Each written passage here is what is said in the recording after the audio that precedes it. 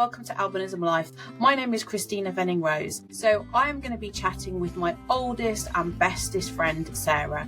We met at an albinism event many years ago, which makes us both very old individuals. And I guess the reason behind this podcast is because of all the conversations that we've had over the years about the highs, the lows, the little things, the big things, everything that makes up what it's like to live with albinism. So in this episode, we're going to talk about role models and having people in your life who truly get it, what it's like feeling different from other people. We're also going to chat about social media and whether there are realistic or unrealistic representations of people with albinism. If you would like to get in touch with me, join me at the very end. The very first question we kicked off was, what are role models to you? So for me, a role model is somebody that I can identify myself with. It's somebody that I can look at and think, I can see a bit of myself in them. So I could imagine myself being like them or moving towards being like them, but equally potentially achieving something that I'm not achieving in that moment. And it doesn't even have to be a big thing. It could be like a really small thing. It's not necessarily about the person that's just got the Paralympic gold medal, or it's not necessarily about the person who's made millions in their business. It's about seeing somebody who I can see a bit of myself in and who I perhaps would strive to be more like. So you're saying it's like real people who are just getting on and cracking on with their lives, rather than, I mean, obviously people that can run 300 meters in 0.1 seconds are bloody amazing, but that's not necessarily the role model that we're all able to, we can't all strive to be that person, can we? So you're talking about like down to earth, literally just people cracking on with their lives. When I was younger, I probably wanted to study medicine, but at the time it wasn't the right thing for me, because at the time it wasn't perceived to be something that someone with visual impairment can do. Obviously being a doctor is impressive and takes a lot of work and everything else. If I was a young person now, to see somebody with albinism, for example, was a qualified doctor and working, which isn't an out of this world thing, is it? It's would have been helpful. So I think those are the sorts of role models for me, as someone with albinism who perceived themselves to be quite different and who struggled a little bit to see myself in other people's lives who didn't have albinism. Even just seeing somebody who had a partner and a family was really important to me as a young person. So I think role models can be all kinds of different people for all different aspects of your life. But the important thing is that you can see a bit of yourself in them. When you have albinism, you can't turn on the TV or read a book or watch a film and see yourself, a bit of your life portrayed, can you? You aren't reflected in the mainstream media. In films, you're usually depicted as some evil villain or a freak or whatever. And I guess when you and me were growing up, we didn't have all the social media and the YouTube and everything else that there is today. Did you have anybody that you could look up to, I guess, not necessarily look up to, but kind of think, oh yeah, they can do it, so can I? I think one of my really early role models, and I think there were different kind of role models at different times, but one was as part of a visually impaired group for kind of children and young people. And in that visually impaired group was another person with albinism, a guy with albinism. And actually he wasn't necessarily a role model for me. He very much was my peer. But his big sister was. And it wasn't that she, again, hadn't done anything extraordinary, but she was living a very normal life. And I remember being thrilled when she had a child. I remember being absolutely thrilled that she'd had a child and that child didn't have albinism, and that she lived in a family unit with her partner, that she had a job, all very everyday things. But I remember being absolutely thrilled, to the point when my teacher was visually impaired at the time brought me a picture of this lady with her little family, because I think she got that I needed to see it. I needed to see somebody who I could see a bit of myself in, living life, just everyday life. So I sort of had moments in childhood through this lady, but regardless, it wasn't any of those things. It was just that they were living life, and that was really important to me. And just to see somebody else who looked like me was really, really important.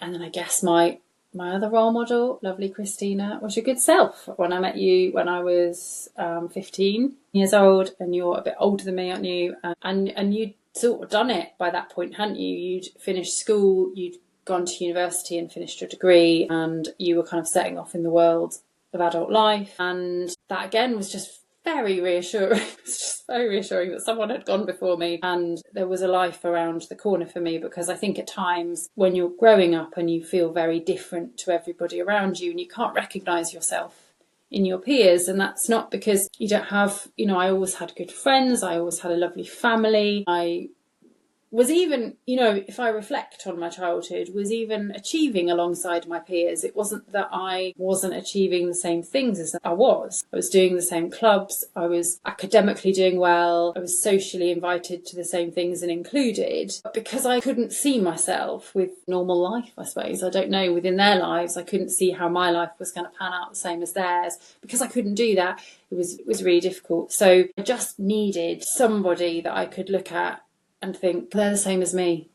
That's all right, they've done it and they're the same as me. It's really interesting because I mean, we've all got different experiences, but I don't know if you will agree with me, but I think it's catching kids when they're really, really young.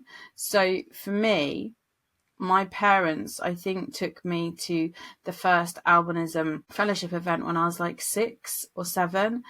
And by that point, had already developed a negative self-image, because I've never met anyone who looked like me, and the experiences that I'd had to that point had already been quite negative. And I went to this event and my parents were like, off you go and play with all those other kids with white hair. And I didn't want to, because when I looked at them, I saw me in them. It wasn't what I wanted to see. I saw what other people saw when I looked at me. And by that point I already didn't like it. So I think that it's really important to get children when they're really young. You don't have to be entrenched in the albinism community, but just so kids can see other people that look like them, I think it's really important. What do you think? I agree with you about getting kids early and allowing them to see others. It's interesting. I had a very different experience to you there, I think, and that just shows we're all different, aren't we? And we all have different kind of things happen. I think when all through primary school I probably didn't see anybody else, but almost by the time then I got to secondary school I was so desperate to see somebody else and to feel I could identify that somebody else was walking my path, that somebody else knew what it was like to walk down a street and feel like every head turned and that everyone had a license to stare at them and that was socially acceptable. I don't think I saw the negatives in other people. I think I literally just latched onto somebody looks like me and knows how life feels. And so I don't know that I, childhood or in adolescence, particularly had that experience of being challenged by how others might perceive me by thinking about how I perceive other people with albinism. Do you know what I mean? That kind of like, oh gosh, that's what I look like. For me, that probably came much later in adulthood and probably is something that strikes me far more now than it ever did, strangely. But I think that's part of that. We're all on a journey, aren't we? And that journey takes us to different places at different times, I would say. Well, definitely. I think different points in your life bring up different emotions and feelings and thoughts, and you become sometime in your kind of your vulnerabilities and stuff like that too. But do you think that role models help you form an identity? Because although I always say, if people ask me, and I've done stuff for the media like you have before, and people talk about your albinism, how it impacts on you, and I know you're like me, because disclaimer, we're best friends, we talk all the time, but it doesn't define me. I don't go around every second every day thinking I've got albinism. but it absolutely is part of my identity, and it absolutely wouldn't be who I am, if I didn't have albinism. I just wouldn't.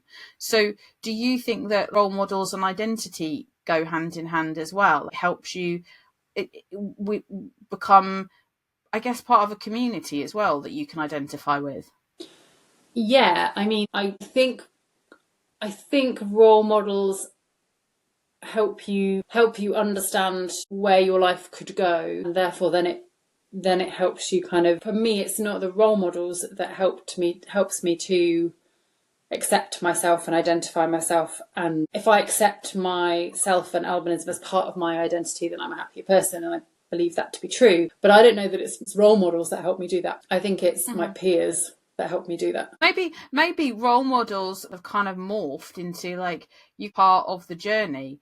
Like it's a sort of process. Like you need to have people to be able to look up to and think, oh, they can do it, and so can I.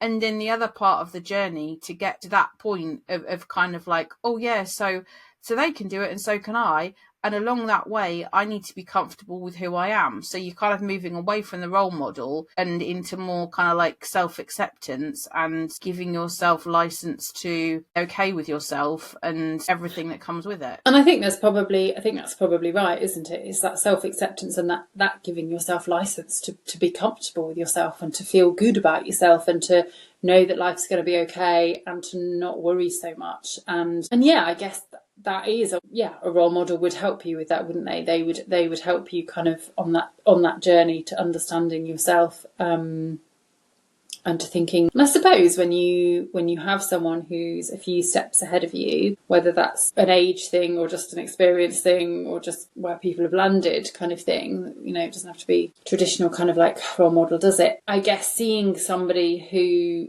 has accepted themselves and who is comfortable is very positive, isn't it? And is helpful. So yeah, I guess in that sense, role models do support that self-acceptance and being comfortable with exactly who you are and albinism is. When I talk to parents as part of my job, but it was also part of being the chair for the Albinism Fellowship and doing the kind of work with the charity, I always use you as an example. So what I'll say is, because, and I guess,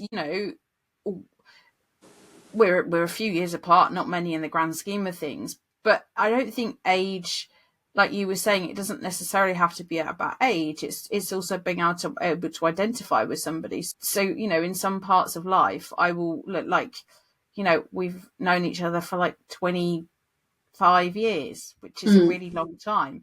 I will, in parts of my life where I've had a really hard time, I will look at you and think, okay, but she's done it, I can do it too. But I would always say to parents that if there's one thing you can do for your child, and I'll explain it, I'll say we met at a conference and we just hit it off and became friends. And, we've both got married and got divorced and we've had kids and we've moved houses, we've moved jobs, we've done all the big life things, but we're friends because we're friends. But we have albinism in common, and I know, and I do, if I'm having a really rubbish time, I'll call you up and we'll chat it through and blah blah blah, because I know that you're the only person that can understand. But I will say to parents, the best thing that you can do is for your child is to find a Sarah. Everybody needs a Sarah in their life. So because that is your role model, and that's that kind of helps you guide your path. So you are the Sarah. So if anyone's listening to this, that's her. That's the one that I'm always going on about. It's true though, isn't it? Everybody does need a Sarah. Yeah, you do. And I think if you think about kind of things that, I'm not calling it a thing. I'm calling it a thing. Sure, let's go with it. Things. Okay, I've been called worse. Let's be honest. We all know. If you think about things or people who add value to your life, like Kristina, you have added endless value to my life, and I couldn't even quantify it, because what you've brought me is a level of understanding that I'd never had before I met you. And since, like you said, if you're having a bad day, if something's gone a bit wrong, and sometimes that, if we're honest, sometimes that is linked to albinism, isn't it? That's, you know, sometimes it's not as well, but sometimes it's linked to albinism. And to have somebody you can pick up the phone to and say, oh my goodness, this has happened and I just feel rubbish and I really don't know what to do about it, and da, da, da. And actually to have somebody on the other end of the phone who's saying, okay, yeah, I get you, I hear you, I know where you're coming from. That's invaluable in itself, to feel understood and to feel heard. Both of those things are really important. But also then to have somebody who can challenge you, because I think that's what, in some ways, you can do for me, and I don't feel... Well, I've got license to do it, and so have you. We'll take, and let's be honest, we can be really harsh with each other. Like, I will take what you say, I will go away and think about it. Whereas if somebody else were to say some of the things that we've said to each other, I wouldn't be happy with it. Because I'm like, well, you're not qualified. How can you say that? Yeah, exactly. And I think that's where it's really invaluable. And you are right when you talk about that in terms of having each other as a role model, having each other as a peer, equally having each other just as someone who understands and who validates and who hears. And those things are just so important. And that's what the Albinism Fellowship can bring to anyone of any age, I believe. I don't think it's just for children. I think that can bring Absolutely. for adults who've not reached out or who've not had that opportunity to reach out. But equally for children, to grow up with somebody who gets it is amazing, isn't it? And I remember that first bit of our friendship was just so intense because we would speak on the phone for hours and hours, like every day for hours and hours, because it felt like both of us were catching up on decades of having somebody to understand. I really distinctly remember that we would just talk and talk and talk and talk, and then something else would come up and we'd talk about that and talk about that and talk about that and talk about that. And it was because you had somebody who was looking at life through the same lens and with very similar experiences, and who you didn't feel like you were whinging to, or who you didn't feel like was judging you for anything that you said, or you could just be brutally honest with and just say, and not be embarrassed. Like, I think because we just used to have bonkers conversations about minutiae that nobody would find interesting or even care about, or would even understand, or would think, oh my God. But for us, it was really important because we'd never had anybody to validate that. And I guess it is all about being validated, isn't it? And like, life can be like, albinism, let's be honest, can have its challenges. I don't think it should be sugar coated. It's not a death sentence. We've both got great lives, but it does come with a load of rubbish as well. It can be quite a lonely journey when you're on your own. So if you have somebody to share it with, and to be like, oh my God, do you do this? And does this happen? And has this happened? It's like a weight off your shoulders, isn't it? It is. It's like the best therapy you could have. It's the therapy that money can't buy. And like I said, it's like the value that our friendship has brought to my life. I was about to say our lives, then that's very presumptuous. I'll go with it. It's fine. I'll go with it. It's is invaluable, and on many levels. It's not just albinism, is it? No. We can say that as well. There have been some trials and tribulations in our lives that haven't really had anything to do with albinism. Just had to do with being human beings living in the world. Well, but that's the good thing, though, Sarah. That's the thing, though, that we were talking about earlier on, where we can be brutally honest. You've said to me before, and I'm sure I've said it to you, like, Kristina, that's not happened because you've got albinism. Yeah, that's happened. If something rubbish has happened, it's really easy to blame it on because I'm visually impaired. Oh, it's because I've got albinism. It's really easy to fall into that trap of doing it. And you've said to me many times, Kristina, that's happened because of X, Y, and Z, not because of the colour of your hair.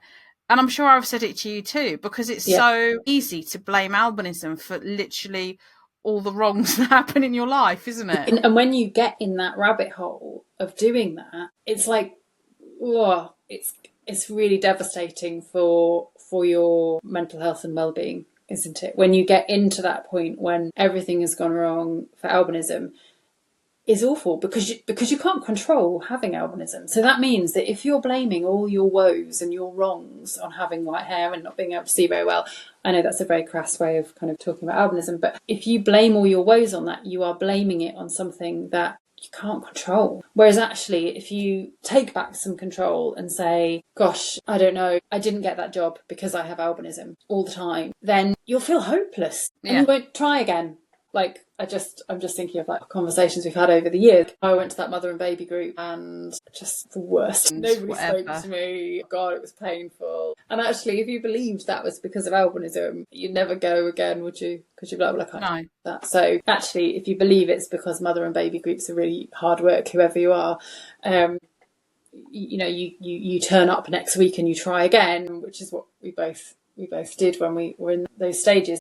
Our children are long past those, past that phase, aren't they now? But yeah, that's how scarred I am by mother and baby groups. Having said that, though, let's use the mother and baby groups, because they are, let's be honest, absolutely horrendous things to go to. Yeah. Talking to you, though, I then did feel okay, because I do think in that situation, albinism did play a part in struggling to fit in and make friends. We established that, but like through our many conversations, everybody hates, like 90% of people who don't have albinism hate mother and baby groups. People go because they have to go, because they want to be sociable, they want their kids to mix. Like literally most people dislike them, but go because you kind of have to. But then on top of that, it was amazing to talk to you, because it was that whole thing of, well, actually, I think it is even harder, because we don't know who the hell anybody is. We can't recognise anybody. And we might have talked to them one week, and then the next week, that person then decides they don't want to talk to us. And then you sit there on your own and feel a bit rubbish, don't you? Well, or they do want to talk to you again, but actually you don't make eye contact with them. You don't walk over to them in the room. You sit on the other side of the room. So they think you're ignoring them. Yeah. Ignoring them. They think you're rude. Like, it's not. And I think that's that really good example of how you could view it as they didn't want to speak to me, but it might have been that they'd perceived what you've done as quite rude and not wanted to, and thought that you didn't want to speak to them. And I think it's those things that, when you've got a friend and you've got someone experiencing the same things, it's really good, because you can challenge each other's kind of thinking there. You can challenge each other's thinking and go, well, maybe it wasn't that way around. Maybe it was actually that you kind of bumbled into the room, sat down, and, they felt ignored. Because as much as we feel like it's very obvious when that we're visually impaired, it's not necessarily, and people aren't. No, and we've perfected the art of trying to hide it very well as well. Absolutely.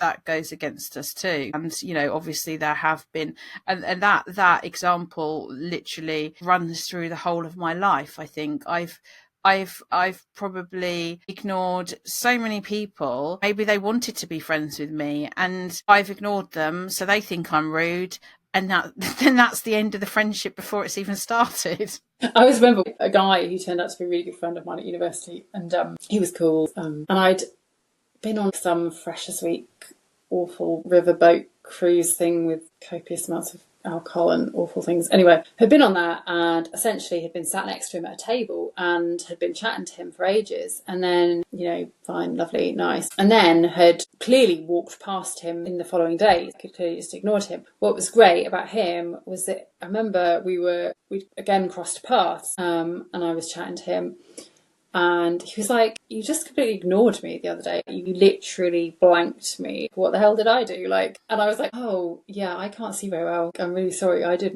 not see you. I was not blanking you. I literally just didn't see you. And I remember that being a light bulb moment in my life where I suddenly went, oh, God, this must happen all the time. But B, it was great because he did challenge me. And he did say, why did you ignore me? And actually, like I said, he ended up being one of my best friends throughout my degree. So yeah, I think it just shows, if you've got someone who's brave that then comes back and challenges, it's all fine, isn't it? But most people won't be brave, will they? Most people will just, and that's me making assumptions about them. That's a really key point, isn't it? To not make assumptions about what other people think, because you don't know. They don't know what you think. You don't know what they think. It's really easy to do that. Just assume. I think it's It also shows that it's about, advocating for yourself, and that also comes with age and experience. Well, I think it did with both of us. It was only when I had children I felt that I could say to people, look, if you see me, you're going to have to say hi, because I will literally walk straight past you. I won't know who you are. So, police did with that what they wanted to. Some people chose to not say hi to me, and then that's okay. Then probably a good thing that we're not friends. And obviously some people do, but that comes with age and experience as well. But I also think it comes with having conversations with you and talking it through, and knowing that if you didn't have anyone else, I would know it was because of my vision that I ignored people. But to have someone else that happens to as well, that you can speak to and go, oh my God, I probably walked past 50 people today, and literally my children and my mum, and I walked past everybody and ignored everybody, and blah, blah, blah. You know, it is just nice, isn't it, to be able to kind of share that kind of stuff with somebody else? Yeah, I definitely think so. Like, problem shared is a problem shared is a problem halved. And there is definite truth in that expression, isn't there? And there's, truth in, like we said, like that really crucial thing, having someone who validates you, who says, oh no, that's right, that's what happens, kind of thing. What would you say to a teenager who's really struggling at the moment with having albinism and feeling different and feeling like they're misunderstood, and that, you know, they've no one to talk to? What advice would you give? I would give advice to reach out for others. And I think in this day and age, there are so many platforms that you can do that on, and obviously you need to do that safely.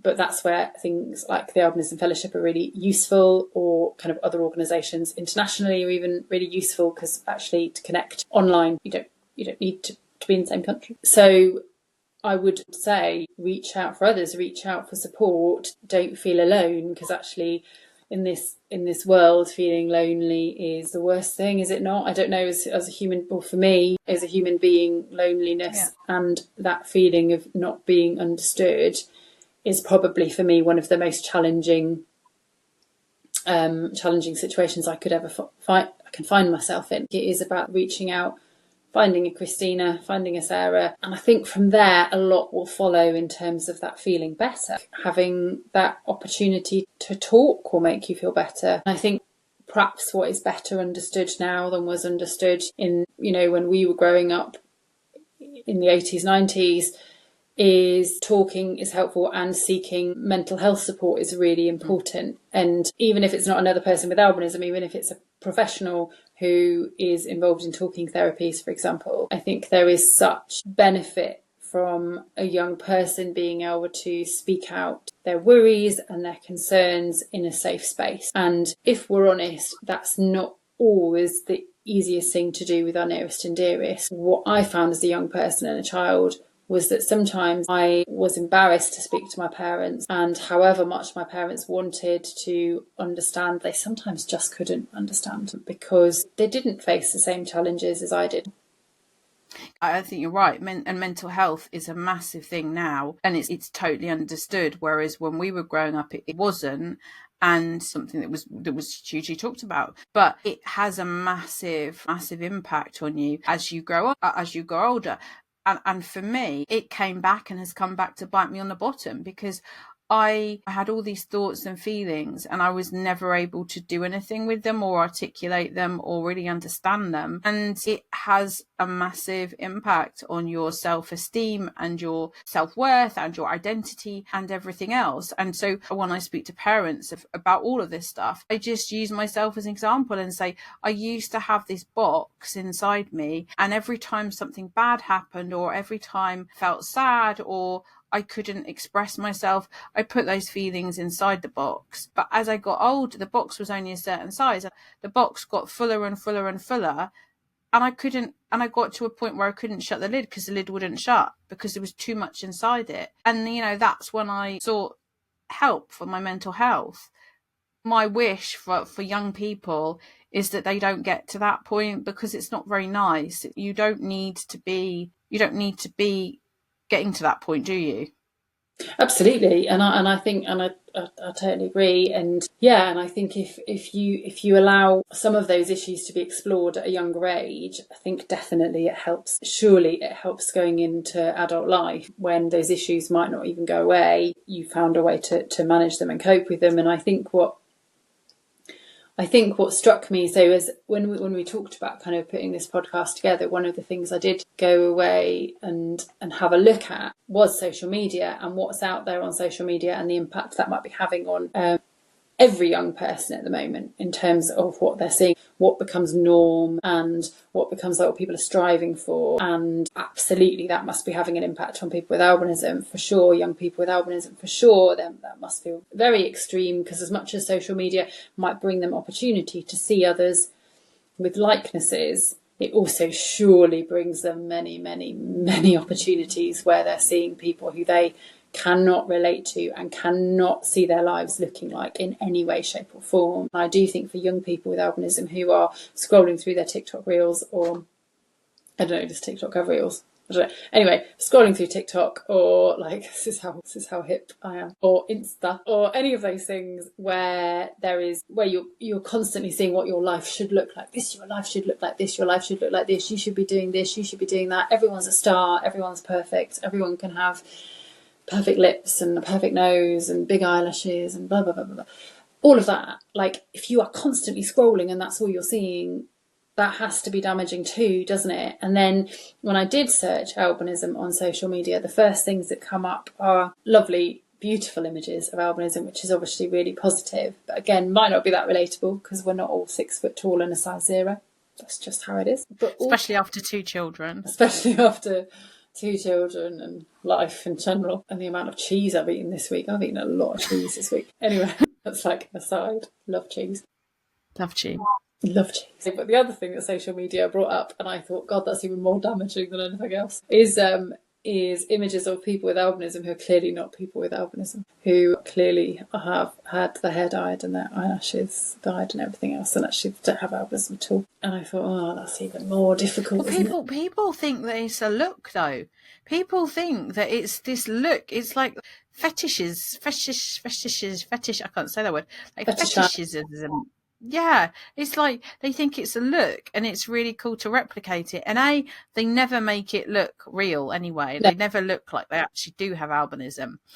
And B, I find it a bit flippant, because you might think that having white hair and different coloured eyes or whatever is really cool, and I'm not saying it necessarily isn't, but it comes along with it a lifetime of lots of things that those people will never ever be able to understand in their entire lives. Yeah, absolutely. And I think also it's this thing, because it's not how someone with albinism looks. It's this unrealistic thing of, oh, well, I'm never going to look like that, really, am I? Because actually my eyes are a bit squiffy, and that's how it is.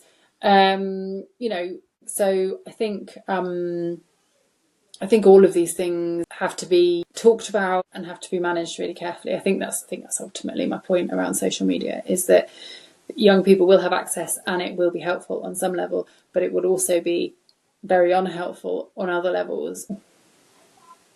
So going back full circle to role models and social media, I think there needs to be a word of caution there, doesn't there? That it is, and that is with anybody in social media. What you see isn't necessarily the reality of that person, but also there is, and it's a great thing. I'm not, there's a lot of people with albinism now, young girls who model, because obviously we have a certain look and people like it in certain situations, but for the vast majority of people with albinism, that's not going to be the case, is it? You're not going to end up on the catwalk. You're not going to end up on the front of a cover of a magazine. They're the elite, aren't they? Like they are models generally are the elite, aren't they? So again, I think it's really easy to be a bit kind of like, oh yeah, but you can, there's people out with albinism who model and everything, and